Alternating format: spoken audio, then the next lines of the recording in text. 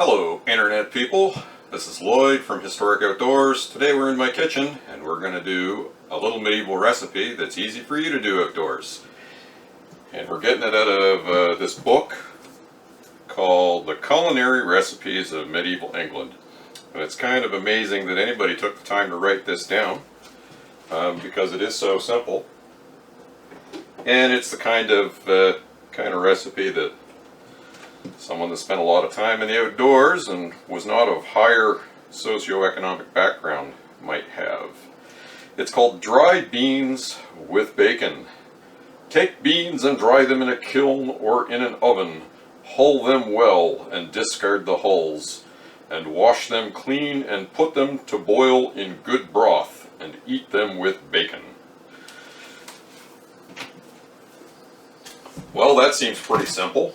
The great thing about living in the 21st century is we don't have to dry our beans in a kiln or an oven. I suspect that when they were preserving beans, they'd probably dry them in their bread oven, or maybe if they were firing some tiles or some pottery or something. Everybody in the village might come along with their beans and throw them in the kiln to dry them. Makes sense to me, but we just don't know.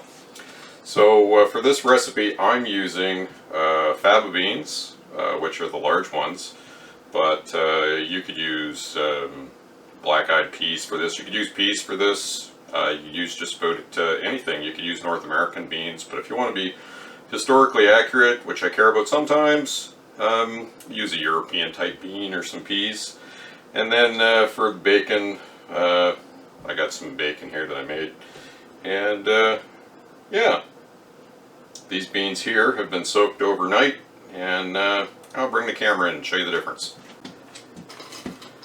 So these are the regular dried beans, which when you soak them overnight, just about double in size. So keep that in mind when you go to make your beans and bacon. If you don't soak them overnight and throw away the water, they say certain species of beans have a chemical in them that'll upset your stomach. Something worth thinking about. And then, of course, in the medieval era, bacon could mean salt pork. It could mean all kinds of things. So for our purposes today, we're using this medieval bacon that I've made, and we're not going to use the store-bought bacon, but if this is all you had, there's no reason you couldn't use that. So I'm going to use my indoor stove because it's raining outside. Again, we've had so many nice days of weather here in August. But might as well put in some more in the pot that I soaked it in. Had so many nice days here in August, and the day that I go to do medieval recipes, it always seems that it rains. So I'm not going to be cooking on my Roman stove today. And as for the good broth, I'm using some beef broth. I'm just going to scoop it in here with this bowl. And I made that by slow cooking a whole bunch of beef.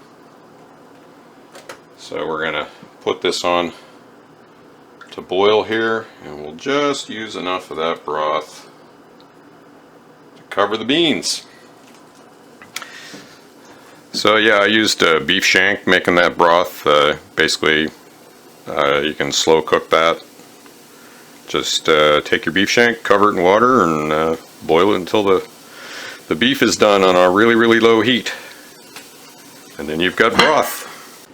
So while my beans are boiling, I'm going to cut off some bacon. And for this recipe, I'm going to cut it quite thick because this isn't breakfast bacon.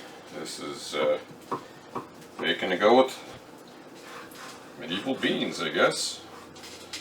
So I'm going to cut quite a lot because I got a lot of beans. I'm going to use about half of this slab of bacon. And then it doesn't really say how to cook this. It just says serve with bacon. So I don't know. I'm going to heat it up and render it a bit. And then I'm going to throw it in and see what happens.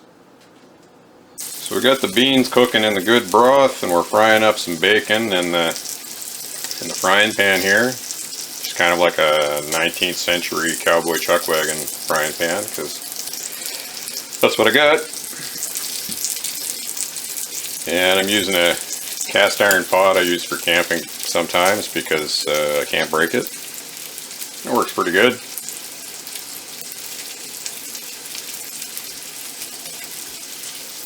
So this beans and bacon meal was pretty popular. Obviously in the medieval period, it probably goes back way before that. And in the fur trade era, the voyageurs ate salt pork and peas.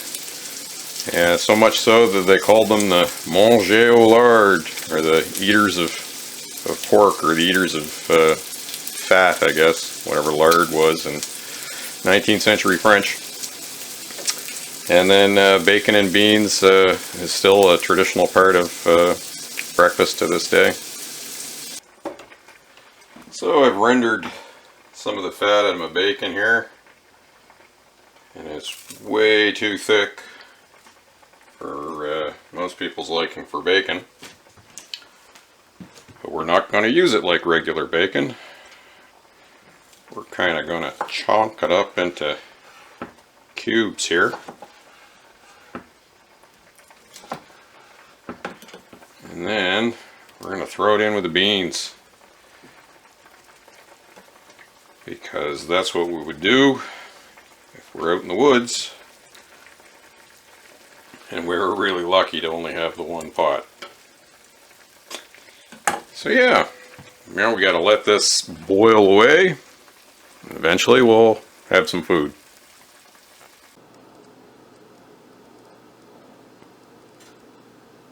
So here we are, everything's cooked, time for the taste test, and let's try one of these beans.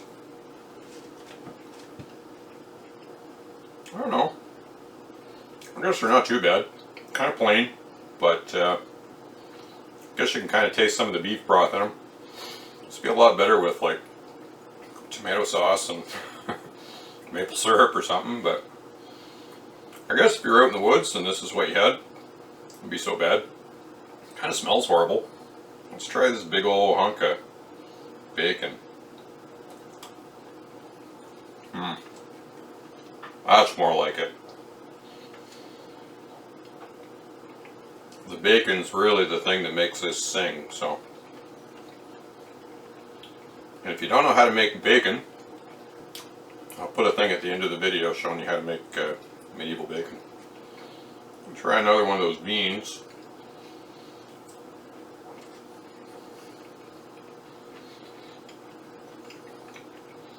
Yeah, see, the secret to this, I think, would be to mash up the beans. Cut the bacon a bit smaller and mash up the beans so that you make almost like a, I don't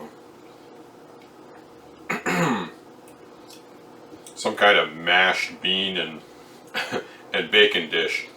Like I say, the recipe in the book doesn't really give you any hint as to how they did it, so I guess you can do it however you want. So yeah, I wouldn't give this a 10 out of 10 or anything. Bring your medieval ketchup, but I guess if you mashed it all together, it wouldn't be so bad.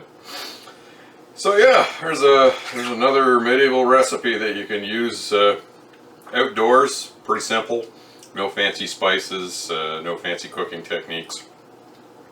If you like the kind of content that I'm doing, feel free to hit the like button and the share button and the subscribe button. And as always, if you don't like what I'm doing, share it with your enemies, and I will punish them for free.